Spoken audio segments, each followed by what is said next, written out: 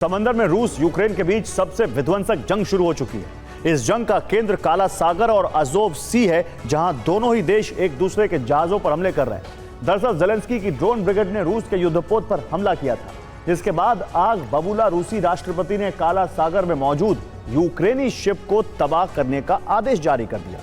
रूसी नेवी ने यूक्रेन के सबसे बड़े जासूसी शिप को समंदर में डुबा दिया है, लेकिन यह हमला आने वाली तबाही की महज शुरुआत है।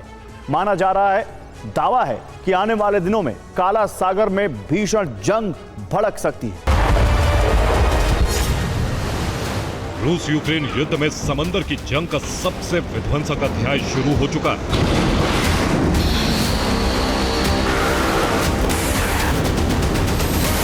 ऐसा अध्याय जिसमें ब्लैक सी से लेकर अज़ोव सागर पर भीषण बारूद बरस रहा है। रूस और यूक्रेन एक दूसरे के जहाजों को टारगेट कर रहे हैं।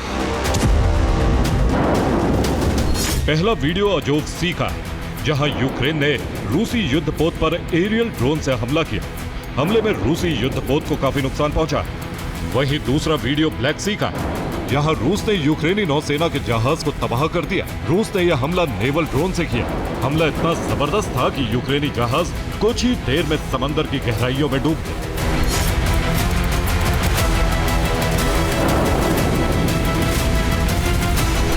हमले का यह वीडियो रूस के रक्षा मंत्रालय के हवाले से आरटी ने जारी किया है।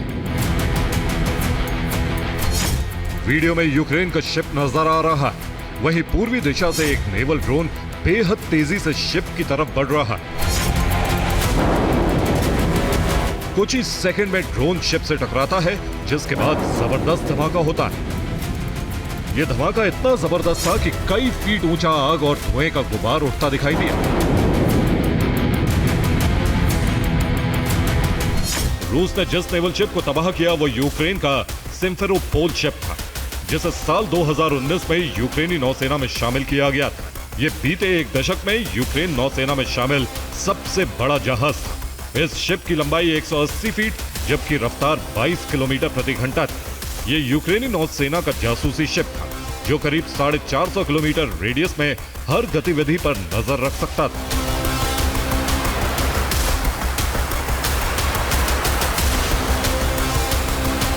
यूक्रेन का यह जासूसी जहाज अपने आप में बेहद खास था, क्योंकि ये न सिर्फ दुश्मन की गतिविधि पर नजर रख सकता था, बल्कि इसमें छोटे जहाजों और बोट्स को तबाह करने की काबिलियत थी।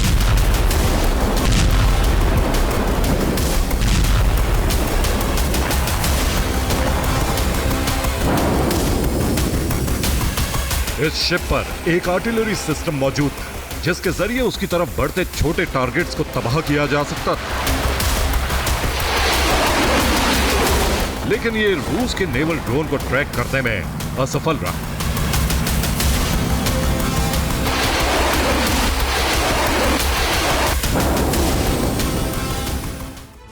तो यूक्रेन का नेवी शिप सिम्फेरोपोल बीते कुछ वक्त से डेन्यूब डेल्टा और काला सागर में गश्त कर रहा था। जिस वक्त यह हमला हुआ तब सिम्फेरोपोल डेन्यूब डेल्टा के मुहाने पर मौजूद था। यह डेल्टा सीधा काला सागर से जुड़ा है। यहीं से यूक्रेनी शिप करीब 300 किलोमीटर के इलाके पर नजर रखता था, जिसमें न सिर्फ यूक्रेन का ओडेसा पोर्ट शामिल है, बल्कि क्रीमिया में मौजूद सेवास्तोपोल पोर्ट पर भी यूक्रेन की नजर रहती थी। इसके अलावा यह शिप काला सागर में रूसी नेवी की हर गतिविधि की भी निगरानी करता था। दावा है कि रूस ने क्रीमिया से अपने नेवल ड्रोन को लॉन्च किया, जो करीब 250 किलोमीटर का सफर तय कर यूक्रेनी शिप के पास पहुंचा। रूस का यह ड्रोन शिप के रडार के पकड़ से बाहर था, जिसका नतीजा यह हुआ कि रूसी नेवल ड्रोन ने यूक्रेनी शिप को तबाह कर दिया और वो समंदर में डूब गया।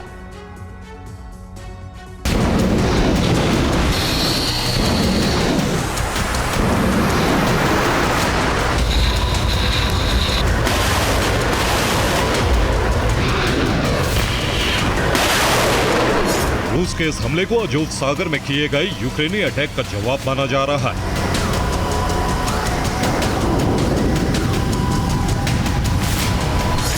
जिसमें यूक्रेन ने रूस के युद्धपोत को जबरदस्त नुकसान पहुंचाया।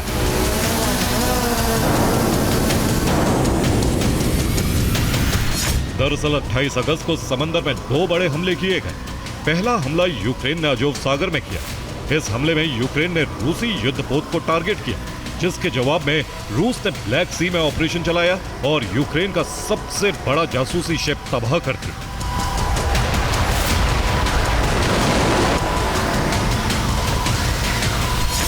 अजोव सागर में रूसी युद्धपोत पर हमले का वीडियो भी सामने आया है, जिसमें समंदर में एक रूसी युद्धपोत नजर आ रहा है। यूक्रेनी ड्रोन इस युद्धपोत के ऊपरी हिस्से से जाकर टकराता है।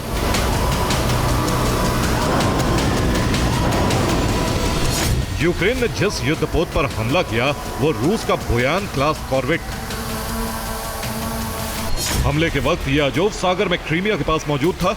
इस पर रूस की घातक कैलिबर मिसाइलें लोड थी। हमले में युद्धपोत के रडार को काफी नुकसान पहुंचा। इसे मरम्मत के लिए डॉक में वापस भेजा गया।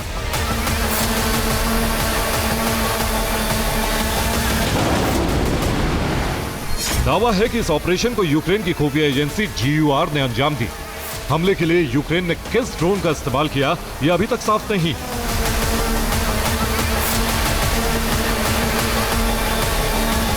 लेकिन रिपोर्ट्स की माने तो यह हमला यूक्रेन के रुबाका या UJ-26 बॉम्बर ड्रोन से किया गया। ड्रोन ने रूसी युद्धपोत पर अटैक के लिए करीब 350 किलोमीटर दूर से उड़ान भरी थी।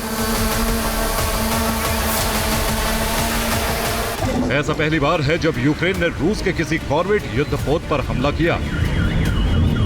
हालांकि इससे पहले यूक्रेन रूसी नेवी डिस्ट्रॉयर और सबमरीन पर कई बार बड़े हमले कर चुका है।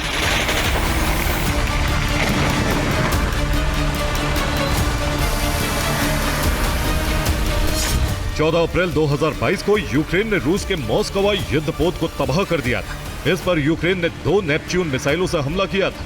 29 अक्टूबर 2022 को यूक्रेन ने एडमिरल माकारोव पर एरियल ड्रोन और समुद्री ड्रोन से ज्वाइंट स्ट्राइक की थी, जिसमें माकारोव को काफी नुकसान पहुंचा था। 13 सितंबर 2023 को यूक्रेन ने रूस की रोस्टोव ऑन डॉन सबमरीन पर हमला किया। हमले के बाद सबमरीन को जबरदस्त नुकसान पहुंचा था। 2022 में रूस यूक्रेन के बीच जंग शुरू होने के बाद से ही ब्लैक सी में भी दोनों देशों ने एक दूसरे के जहाजों को टारगेट करना शुरू कर दिया था,